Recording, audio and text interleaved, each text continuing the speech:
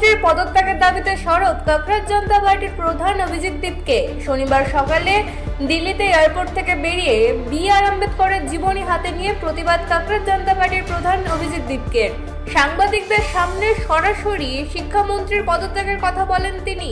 তার অভিযোগ, শিক্ষাক্ষেত্রে একাধিক অনিয়ম ও বিতর্কের জেরে শিক্ষামন্ত্রীর পদত্যাগ করা উচিত।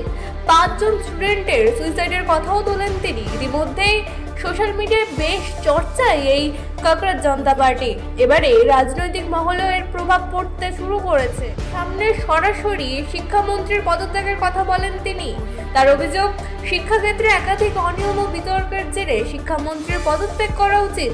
5 জন স্টুডেন্টের সুইসাইডের কথাও তোলেন তিনি। ইতিমধ্যেই সোশ্যাল মিডিয়ায় বেশ চর্চায় এই ককরাজ জনতা পার্টি।